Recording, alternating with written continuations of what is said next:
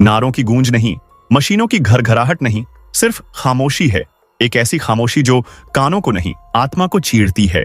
समुद्र के बीचों बीच जापान के तट से कुछ किलोमीटर दूर एक टापू मौजूद है जो दिखने में किसी युद्ध पोत जैसा लगता है, लेकिन असल में ये एक कब्रगाह है। हजारों टूटे सपनों, बेजुबान मौतों और दफन इतिहास की कब्रगाह। इस जगह का नाम है बैटलशिप आइलैंड। जापान के नागासाकी शहर से महज 15 किलोमीटर दूर समुद्र के बीचों बीच एक छोटा सा टापू है हैशिमा आइलैंड, जिसे दुनिया आज बैटलशिप आइलैंड के नाम से जानती है। इसका नाम बैटलशिप इसलिए पड़ा क्योंकि दूर से देखने पर यह द्वीप किसी विशाल युद्धपोत जैसा दिखाई देता है। इसका आकार, ऊंची ऊंची इमारतें और सख्त कंक्रीट की बनावट सब मिलकर इसे समुद्र में खड़े एक सैन्य जहाज की शक्ल देते हैं। लेकिन हकीकत इससे कहीं ज्यादा गहरी और दर्दनाक है। इस द्वीप का इतिहास 1887 से शुरू होता है, जब यहाँ पहली बार कोयले की खान की खोज हुई। धीरे धीरे ये द्वीप जापान के औद्योगिक विकास का एक अहम हिस्सा बन गया। मित्सुबिशी कॉरपोरेशन ने इसे खरीदकर एक मिनी शहर में तब्दील कर दिया, जहां सिर्फ एक ही काम था और वो था कोयला निकालना। ये आइलैंड महज 16 एकड़ में फैला है, यानी ये इतना छोटा है कि आप इसे कुछ ही मिनटों में पैदल नाप सकते हैं। लेकिन एक वक्त ऐसा भी था जब इस छोटे से टापू पर 5000 से ज्यादा लोग रहते थे। इसे उस समय दुनिया की सबसे घनी आबादी वाली जगह माना जाता था। बैटलशिप आइलैंड या फिर हैशिमा आइलैंड आज चाहे भले जितना शांत और वीरान लगे, लेकिन इसका इतिहास एक गहरे जख्म की तरह है, जिसे जितना कुरेदो उतना ही दर्द बहता है। 19वीं सदी के अंत में जापान तेजी से औद्योगिक क्रांति की ओर बढ़ रहा था। उसे कोयले की जरूरत थी और उस समय हैशिमा आइलैंड बना उसका सबसे बड़ा स्रोत। मित्सुबिशी कॉरपोरेशन ने इस द्वीप को 1890 में खरीदा और इसे एक फैक्ट्री टाउन में तब्दील कर दिया। धीरे धीरे यहाँ पर बड़ी बड़ी कंक्रीट इमारतें बनाई गईं, जिनमें मजदूरों को ठूंसा गया। काम का समय तय नहीं था, नींद कम, थकान ज्यादा। लेकिन असली अंधेरा तब शुरू हुआ जब द्वितीय विश्व युद्ध के दौरान जापान ने यहाँ कोरियाई और चीनी लोगों को जबरन मजदूरी के लिए लाना शुरू किया। इन लोगों को वादा किया गया था नौकरी का, मगर जो मिला वो था गुलामी का जीवन। ये मजदूर नहीं थे, ये कैदी थे जो दिन रात कोयले की खदानों में सांसों के बदले धुआं पीते थे। खदानों के हालात इतने खतरनाक थे कि रोजाना दुर्घटनाएं होती थीं। हजारों लोग वहीं दफन हो गए, बिना किसी नाम, बिना किसी पहचान के। यहाँ मजदूरी का नाम शोषण था। भोजन इतना कम मिलता था कि लोग भूख से बीमार हो जाते थे। छुट्टी, सुरक्षा, इंसानियत, इन शब्दों का वहाँ कोई मतलब ही नहीं था। यहाँ तक कि बच्चों और बूढ़ों से भी काम लिया गया, और अगर कोई विरोध करता तो उसे इतनी क्रूरता से पीटा जाता कि उसकी चीखें दीवारों में दर्ज हो जाया करती थीं। जापान ने इस अमानवीय व्यवहार को वर्षों तक छुपा कर रखा। ये द्वीप बाहरी दुनिया से पूरी तरह कटा हुआ था, यानी यहाँ कोई आ नहीं सकता था, यहाँ से कोई जा नहीं सकता था, और ये एक फ्लोटिंग प्रिजन बन चुका था, यानी एक तैरती हुई जेल। इतिहास में अक्सर विकास की कहानियां सुनाई जाती हैं, लेकिन बैटलशिप आइलैंड हमें वो चेहरा दिखाता है जो विकास के पीछे छुपे खून और दर्द से बना होता है। ये टापू सिर्फ एक खदान नहीं था, ये इंसानियत की हार का जीता जागता उदाहरण था। बैटलशिप आइलैंड की चमकती दीवारों के पीछे एक ऐसा काला इतिहास छुपा है जिसे जानकर रूह कांप जाती है। यहाँ कोयले की खानें थीं, लेकिन उससे भी गहरे अंधेरे में डूबा था मानव अधिकारों का अपमान, जिसे जापान की सरकार और मित्सुबिशी ने वर्षों तक छुपाए रखा। द्वितीय विश्व युद्ध के दौरान जापान की सैन्य शक्ति को बनाए रखने के लिए ऊर्जा की जरूरत बढ़ गई थी, लेकिन देश के पास पर्याप्त मजदूर नहीं थे। तब शुरू हुआ फोर्स्ड लेबर, यानी जबरन मजदूरी का अध्याय, जिसमें कोरिया और चीन से हजारों लोगों को जबरदस्ती लाया गया। इन लोगों को बेहतर जीवन, नौकरी और सुविधाओं का झांसा दिया गया, लेकिन जो उन्हें मिला वो था घुटन, बेड़िया और मौत। इन मजदूरों को खदानों में ऐसे भेजा जाता था जैसे जानवरों को बूचड़ खाने में। इन्हें हर दिन 12 से 16 घंटे तक बिना रोशनी, बिना सुरक्षा और बिना किसी राहत के गहरी सुरंगों में काम करना पड़ता था। अक्सर गैस रिसाव, चट्टाने गिरने या थकावट से लोग मर जाते थे, लेकिन न कोई शव की गिनती करता था, न कोई रुकता था। भोजन इतना कम मिलता था कि लोग कुपोषण का शिकार हो जाते थे। पीने का पानी दूषित था और इलाज के नाम पर सिर्फ प्रदूषण था। अगर कोई बीमार पड़ता या काम करने से इनकार करता तो उसे पीटा जाता, कैद किया जाता या अकेले किसी अंधेरी सुरंग में छोड़ दिया जाता। सबसे शर्मनाक बात यह थी कि इन लोगों को जापानी नागरिक नहीं माना गया, बल्कि उन्हें सस्ते इंसान या वॉर लेबर यूनिट्स कहा जाता था। कई रिपोर्ट्स के अनुसार बच्चों और बूढ़ों तक से काम लिया गया। उनके पास न कोई पहचान थी, न कोई अधिकार।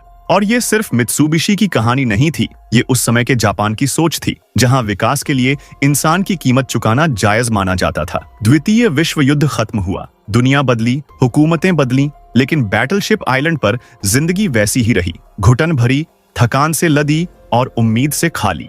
जापान ने धीरे धीरे अपनी नीतियों में बदलाव शुरू किए और कोयले की जगह अब पेट्रोलियम और गैस जैसे नए ऊर्जा स्रोतों की तरफ ध्यान जाने लगा। इससे कोयले की मांग गिरने लगी। 1960 के दशक तक हशीमा आइलैंड की चमक फीकी पड़ने लगी थी। मित्सुबिशी, जो कभी इस टापू को उद्योग का प्रतीक बताती थी, अब इसे एक बोझ मानने लगी थी। और फिर 1974 में बिना किसी चेतावनी या भावनात्मक विदाई के मित्सुबिशी ने यहाँ खाने बंद कर दी। उसके बाद जो हुआ वो किसी फिल्मी दृश्य से कम नहीं था। कुछ ही दिनों में हजारों लोगों ने अपना सामान समेटा और टापू को हमेशा के लिए छोड़ दिया।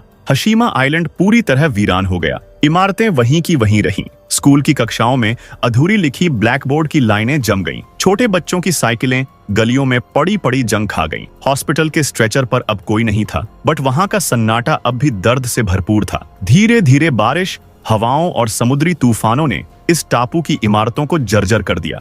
खिड़कियां टूट गईं, दीवारों पर दरारें पड़ गईं और छतें गिरने लगीं। पर सबसे दिलचस्प बात यह है कि किसी ने इस इतिहास को संवारने या संभालने की कोशिश नहीं की। जैसे कि जापान ये चाहता था कि ये हिस्सा उसके इतिहास से मिटा दिया जाए। लेकिन इतिहास कभी मिटता नहीं, वो बस चुप हो जाता है, जैसे हशीमा आइलैंड हुआ। 2000 के बाद कुछ इतिहासकारों और पत्रकारों ने इस वीरान द्वीप की तरफ ध्यान देना शुरू किया। उन्होंने यहाँ की तस्वीरें दुनिया के सामने रखीं और फिर पूरी दुनिया ने पहली बार देखा कि कैसे जापान के विकास की नींव इंसानी दर्द पर रखी गई थी। 2015 में जापान ने हशीमा आइलैंड को यूनेस्को वर्ल्ड हेरिटेज साइट के तौर पर दर्ज करवाया। लेकिन इस फैसले के साथ विरोध भी आया, खास तौर पर दक्षिण कोरिया और चीन की तरफ से, क्योंकि उन्होंने मांग की कि इस द्वीप का इतिहास सिर्फ औद्योगिक धरोहर नहीं बल्कि मानवाधिकारों के उल्लंघन का भी दस्तावेज है। ऐसा तब हुआ जब जापान सरकार ने इसे ये कहकर कि ये द्वीप जापान की औद्योगिक क्रांति का प्रतीक है, यूनेस्को वर्ल्ड हेरिटेज साइट के तौर पर दर्ज कराने की मांग की।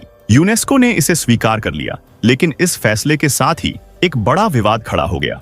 दक्षिण कोरिया और चीन ने खुलकर विरोध किया। उनका कहना था कि ये द्वीप सिर्फ औद्योगिक विकास का स्मारक नहीं बल्कि मानवाधिकार हनन की जगह भी है, जहां हजारों कोरियाई और चीनी लोगों से जबरन मजदूरी करवाई गई थी। उन देशों की मांग थी कि अगर हशीमा को विश्व धरोहर बनाया जा रहा है तो वहां ये भी स्वीकार किया जाए कि यहाँ जो हुआ वो गलत था, अमानवीय था और उसे छुपाया नहीं जाना चाहिए। यूनेस्को ने भी जापान से यही शर्त रखी कि वो इन काले सच को स्वीकारेगा। जापान ने एक सीमित बयान दिया जिसमें उन्होंने ये स्वीकार किया कि कुछ मजदूरों को कठिन परिस्थितियों में काम करना पड़ा था, लेकिन उस बयान में न तो जबरन मजदूरी का जिक्र था और न ही मित्सुबिशी जैसी कंपनियों की जिम्मेदारी को स्वीकार किया गया।